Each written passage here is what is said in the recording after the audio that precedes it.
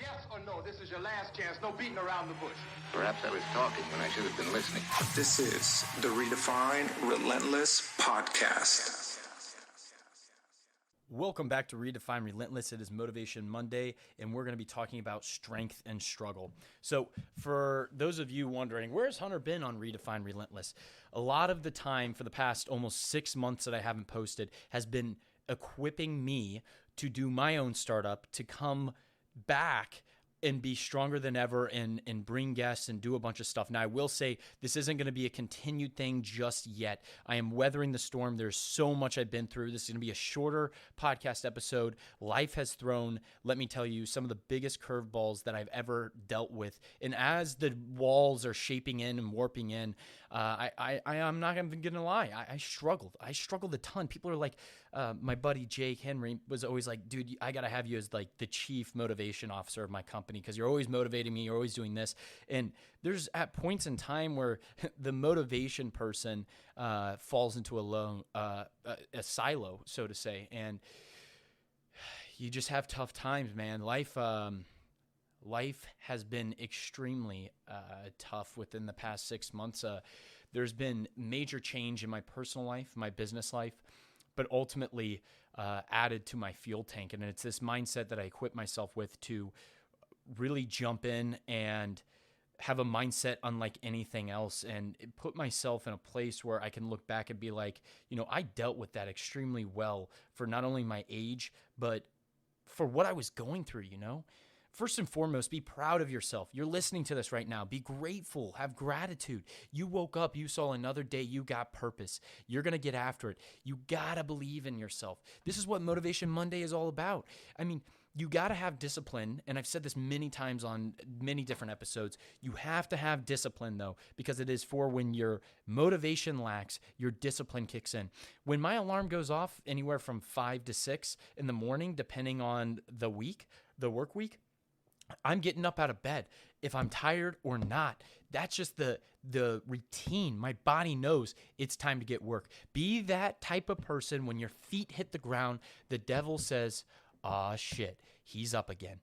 Be that person. I just talked to my roommate, and this is what really pushed me to make this episode, that a lot of people are going through tough stuff, and people have it worse, don't get me wrong, in many different circumstances of life, but it's also realizing it's okay to sit back and relax and take a breather for a second. And that's what I'm building with Simpler Living, the tiny home vacation rentals that are nooked in nature.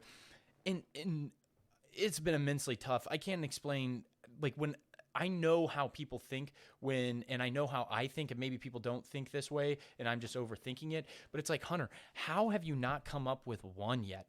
And that kind of drives me crazy in the head, because it feels like I've been on a hamster wheel. And I wanted to bring this up so, you know, I'm opening the doors and telling you what I've been through so you can learn from it.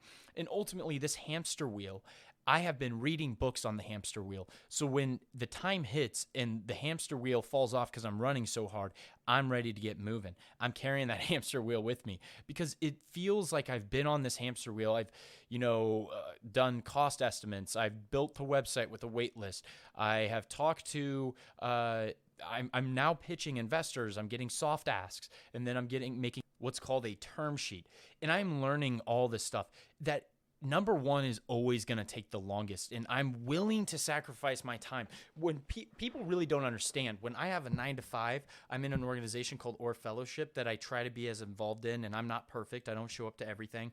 I'm trying to be as involved in as possible. I'm trying to do all this different stuff, and it takes a toll on your body. Let me tell you, when you get 5 to 6 hours of sleep, and that is not being sarcastic. I looked at my Fitbit app, and I wear the watch all the time when I go to bed.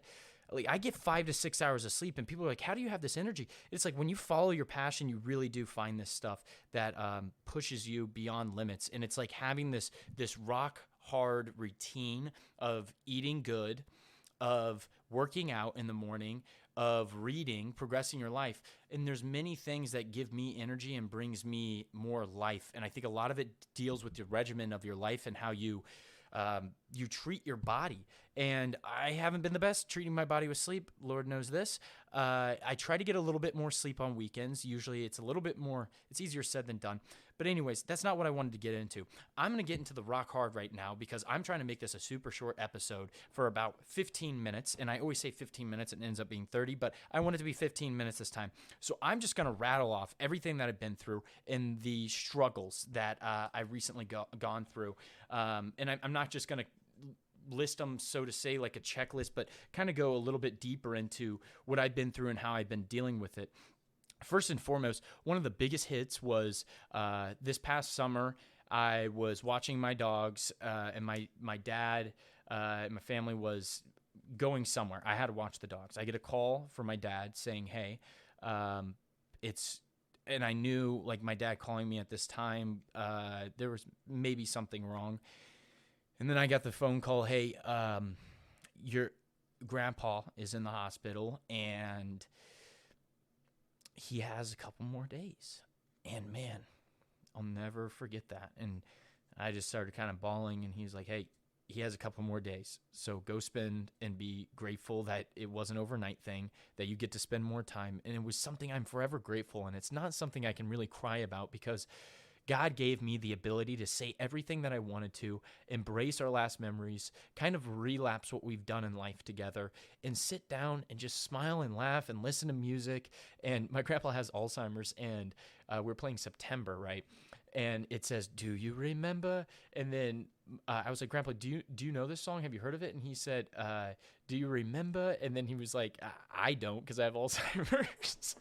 He was the funniest guy. I love him to death, and I'm forever grateful for everything we got to do in life. This guy was like, my grandpa was almost like a father figure to me, another father figure to me. Although I will say I don't want to say a father figure, but he was extremely close to me. It wasn't your normal relationship. He picked us up after high school. He taught me a lot in life. We had so many good times. He brought the kid out of us, and he was a kid as well, made paper airplanes. I mean, he picked me up from, I don't know, from like the 5th or 6th grade all the way up until I got my car in high school, sophomore year of high school. And we spent so many summers together. Almost every other day we were together, and we had just such great times. I'm not going to lie, that one beat me up pretty good, but at the same time, I felt peace that I got time with my grandfather. But that one really hurt. I'm not going to lie. That one was tough. And man, that one beat me up. Within a month of my life, it changed so much. Someone that, was such a rock star and now is watching me over in heaven. Forever grateful. And then I was like, well, I have to pitch Shark Tank. If you guys didn't know, I had to go on to Shark Tank. And I just remember being nervous because at the time, I think it was 3 days after my grandpa passed away, that I thought I couldn't do it, to be honest. I thought I wasn't going to show up and pitch Simpler Living to audition for Shark Tank in Indianapolis. And I just prayed, man. I just prayed. And I asked God to give, and Grandpa looking over me, I said, I don't know if I'm going to make it through. No real estate deal really gets through. I just thought it would be fun and to put a fire under my butt to get a lot more done in the meantime. But my whole life took a pause because of all of this, and it just goes to show you have to be grounded and in life sometimes, because it's never promised tomorrow. My grandpa lived a full, happy life, so I can't complain there. And I remember praying and asking, and I was like, God, please just show me. I don't think I'll get through, but give me the confidence, give me the ability to do this pitch, the enthusiasm, and make the most of it while I'm here. I get home later that night and, I felt accomplished, and I felt I delivered the pitch perfectly, seamlessly. And I didn't end up getting through, but here's the crazy part. God had something out for me, because when I got home, my buddy texted me. He said, "Dude, did you see?" I was like, "What is he?" I know he's joking. What is he saying? He said, "Dude, you're on the news." I was like, "What?" I look at the news, WRTV, of a 2-minute and 30-second segment of talking about Shark Tank. I was on a minute talking about Simpler Living. It showed my website, and on the article, it has my wait list. If that ain't God, I don't know what is. I prayed for him to make it the biggest thing he could possibly be. I never thought, I interviewed, but so did, 20 other people. So I was like, yeah, right. I'm not going to get on. And And there I was on the news, and I grew my wait list with the help of Julia Christ as well. We did a giveaway. So I'm forever grateful for her. She has been amazing. She's a wonderful person. Her and Keegan are just amazing people. And I can't wait to pay it forward to them someday when my time comes. But they helped. It was bigger. The biggest thing on the wait list was Julia Christ. She helped with a giveaway that we did. So we got 275 people on the wait list. And a help to that was being on the news and being in the right place at the right time. There was another family member that almost passed away. I'm not going to get into the specifics, and I don't need to publicize it because it was a member that is extremely close to me, and maybe they'll listen to this in the future. And I mean, they were close. 30 minutes away from passing away from, man, that one was tough. I want you to put this in perspective real quick. For about a month of my time, I lost my grandfather. I almost lost someone that is extremely close to me, a family member. And then I lost a relationship of 2 years. And a lot of that's my fault, I'm not going to lie. I'm not going to sit here and point fingers. Oh, well, blah, blah, blah. I just didn't have time. And there was a lot of other things as well in that relationship. But I'm forever grateful for that person being in my life. And I wish them the best. And that one was tough as well, losing them, because it was something that, I was going through a lot in life and I needed someone, and I didn't I didn't cultivate that relationship, right? And they definitely deserve better. And I'm not saying that, oh, poor me or anything like that. They definitely deserve better. I just couldn't provide the time and the effort that I needed to into that relationship. And I lost that. A big deal that I worked on for 3 months to get land at this one place. I'm not going to name drop or anything, but they're building something big in Brown County, and I thought I could be a part of it, and ultimately ended up falling through. I had imposter syndrome. I'm like, why the hell am I doing this? This is so complex. Everyone's telling me, Hunter, just start something simpler. Just start. Like, this is simpler living, not complex living. So all this happened. I feel like I'm on a hamster wheel. I'm not even joking. It felt like the walls were caving in on me. I have never felt this feeling in my life, and I'm a tough as a rock. I mean, I went through bullying in school. It was almost like a relapse of pain that hit me all in a month, that I just wanted to go in a cocoon and hide and be there and be away from everyone else.